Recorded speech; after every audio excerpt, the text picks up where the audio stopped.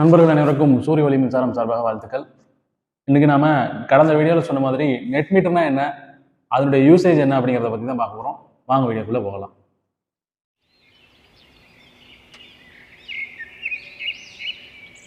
கடந்த வீடியோவில் ஆன் கிரிட்னா என்ன, ஆஃப் கிரிட்னா என்ன அப்படிங்கிறத குறித்து நம்ம விளக்கமாக ஒரு விஷயம் சொல்லியிருந்தோம். அந்த வீடியோவை பார்க்காதவங்க கண்டிப்பாக இந்த தம்ப்லிங் கிளிக் பண்ணி அந்த வீடியோவும் கண்டிப்பாக பாருங்கள். இந்த வீடியோவில் நாம நெட் மீட்டர் அப்படின்னா என்ன அப்படிங்கிறத தான் பார்க்க போகிறோம். இப்போ என்னுடைய கையில் இருக்கிறது பார்த்தீங்கன்னா இது ஒரு மீட்டர். நம்ம வீட்டில் யூஸ் பண்ணக்கூடிய மீட்டரோட கொஞ்சம் பெரிய சைஸு. நம்ம வீட்டில் இதே மாதிரியான ஒரு மீட்டர் தான் சின்ன சைஸில் நம்ம உபயோகப்படுத்துவோம். அந்த மீட்டருடைய யூஸ் என்ன அப்படின்னு பார்த்தீங்கன்னா, நம்ம மின்சாரத்தை அரசாங்கத்திலேருந்து வாங்கி நம்ம வீடுகளுக்கு வந்து உபயோகப்படுத்துகிறோம். அப்போ நம்ம எவ்வளோ யூனிட்டை வந்து நம்ம யூஸ் பண்ணுறோம் அப்படிங்கிறத மானிட்டர் பண்ணுறதுக்கு தான் இந்த மீட்டரு. இப்போ நம்ம எவ்வளோ கன்சியூம் பண்ணமோ அதுக்கு ஏற்றாப்புல நம்ம வந்து அரசாங்கத்துக்கு பணம் செலுத்துவோம். அப்போ இந்த சோலாரை பொறுத்த வரைக்கும் உங்கள் வீட்டில் இப்போ சோலார் ஃபிக்ஸ் பண்ணுறீங்க அப்படின்னு சொன்னோம்னா என்ன பண்ணுவாங்கன்னா, ஏற்கனவே உள்ள மீட்டர் இந்த மாதிரியான ஒரு மீட்டர் இப்போ இவ்வளோ பெரிய மீட்டர் இல்லைனாலும் சின்ன சைஸில் இன்னைக்கு மீட்டர் ஃபிக்ஸ் பண்ணிட்டாங்க. இது 3 ஃபேஸ் மீட்டர். சிங்கிள் ஃபேஸ் மீட்டருங்கும் பொழுது சின்ன சைஸில் தான் இருக்கும். நம்ம வீடுகளில் அதான் உபயோகப்படுத்துவோம். அந்த மீட்டரை வந்து கலட்டிட்டு உங்கள் வீட்டில் சோலார் போட்டிங்கனாவே அந்த நம்ம வீட்டில் இருக்கக்கூடிய அந்த மீட்டரை கலட்டிட்டு புதுசாக ஒரு மீட்டர் வந்து ஃபிக்ஸ் பண்ணுவாங்க. அது பேர் தான் நெட் மீட்டர்.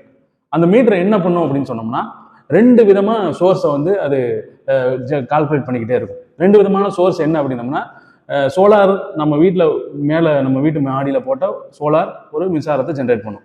அதே போல் நம்ம அரசாங்கத்திலிருந்தும் ஒரு மின்சாரத்தை வாங்கி யூஸ் பண்ணுறோம். அப்போ 2 விதமான கரண்ட் வந்து நம்மளுடைய மீட்டரில் உள்ள வருது, நம்ம வீட்டில் யூஸ் பண்ணுறோம். அப்போ நம்ம எவ்வளவு ஜென்ரேட் பண்ணுறோம், எவ்வளவு எக்ஸ்போர்ட் பண்ணுறோம், எவ்வளோ இம்போர்ட் பண்ணுறோம் அப்படிங்கிறதையும் கனெக்ட் பண்ணணும். இன்னும் சிம்பிளாக சொல்கிறதா இருந்துச்சுன்னா, இப்போ 2 சோர்ஸ் இந்த மீட்டரில் கனெக்ட் ஆகிருக்குன்னு வைங்க. ஒன்று சோலார்லேருந்து வரக்கூடிய ஒரு கரண்ட்டு இதில் கனெக்ட் பண்ணியிருக்காங்க. அதே போல் நம்ம கவர்மெண்ட்லேருந்து வாங்குறோம்ல ஒரு மின்சாரம், அந்த மின்சாரத்தையும் இந்த பக்கமாக வந்து இந்த மீட்டரில் கனெக்ட் பண்ணியிருக்காங்கன்னு வைங்க. இந்த மீட்டர் என்ன பண்ணும் அப்படின்னம்னா, நம்ம வீட்டில் மின்சாரத்தை அதிகமாக நம்ம உபயோகப்படுத்தாமல் இருக்கக்கூடிய நேரத்தில் சோலார் எவ்வளவு ஜென்ரேட் பண்ணுதோ அந்த மின்சாரத்தெல்லாம் உள்வாங்கி நேரடியாக ஈபிக்கு அனுப்பிச்சிடும். சரிங்களா? அதே மாதிரி ஈபியிலிருந்து மீண்டும் நம்ம எப்போ டேக் பேக் பண்ணுறோமோ, இப்போ பொதுவாக நம்ம பகல் நேரங்களில் அதிகமாக மின்சாரம் உபயோகப்படுத்த மாட்டோம். அந்த நேரத்தில் என்ன ஆகும்னா, நம்ம வீட்டில் ஒரு 2 கிலோவாட்டோ 3 கிலோவாட்டோ போட்டிருந்தோம்னா அது எவ்வளோ யூனிட்டை ஜென்ரேட் பண்ணுதோ, ஒரு 4 யூனிட்டோ ஒரு 10 யூனிட்டோ ஒரு நாளைக்கு ஜென்ரேட் பண்ணுதுன்னு வைங்க. பகல் நேரத்தில் அந்த பகல் நேரத்தில் நீங்கள் 2 யூனிட் தான் யூஸ் பண்ணுறீங்க. உங்கள் சோலார் 10 யூனிட் ஜென்ரேட் பண்ணுது அப்படின்னம்னா, அந்த மீதி இருக்கக்கூடிய 8 யூனிட் என்ன ஆகும்னா அந்த மீட்டர் த்ரூ நேரடியாக மின்கம்பத்துக்கு போயிடும். எக்ஸ்போர்ட், அது பேர் தான் எக்ஸ்போர்ட்னு சொல்கிறது. எக்ஸ்போர்ட் ஆயிடும். மீண்டும் இரவுல நீங்கள் அதிகமாக ஏசி யூஸ் பண்ணுவீங்க, ஃபேன் வந்து விடிய ஓடிக்கிட்டே இருக்கும். அப்போ வந்து யூனிட் கன்சியூம் ஆகுதா, அப்போ என்ன ஆகும்னா நீங்கள் அந்த எக்ஸ்போர்ட் பண்ணீங்களே ஒரு 8 யூனிட், அந்த 8 யூனிட் மீண்டும் மின்கம்பத்திலிருந்து இது வந்து இம்போர்ட் பண்ணிக்கும். இந்த மீட்டருடைய பர்பஸே அதுதான். இம்போர்ட் எவ்வளோ ஆகுது, அதே மாதிரி எக்ஸ்போர்ட் எவ்வளோ ஆகுது அப்படிங்கிறத மானிட்டர் பண்ணுறதுக்கு தான் இந்த மீட்டருடைய மெயின் பர்பஸே. அப்போ நிறைய ஃப்ரெண்ட்ஸ் வந்து நீங்கள் கமெண்டில் வந்து கேட்குறீங்க, இந்த நெட் மீட்டர் எப்படி அப்ளை பண்ணணும், அது வந்து அதனுடைய ப்ரொசீஜர்லாம் என்ன, அதெல்லாம் சொல்லுங்கள் அப்படின்ட்டு. பொதுவாக நீங்கள் சப்சிடி ஸ்கீமில் அல்லது வேறு சப்சிடி இல்லாத ஸ்கீமில் உங்கள் வீட்டில் சோலார் போடணும்னு நீங்கள் அப்ளை பண்ணி சோலார் உங்கள் வீட்டில் போடுறீங்கனாவே இது வந்து மேண்டட்ரி. கண்டிப்பாக உங்கள் வீட்டில் நெட் மீட்டர் ஃபிக்ஸ் பண்ணியே ஆகணும். அதை வந்து யார் உங்களுக்கு வேலை செஞ்சு கொடுக்குறாங்களோ அவங்களே பண்ணி கொடுப்பாங்க.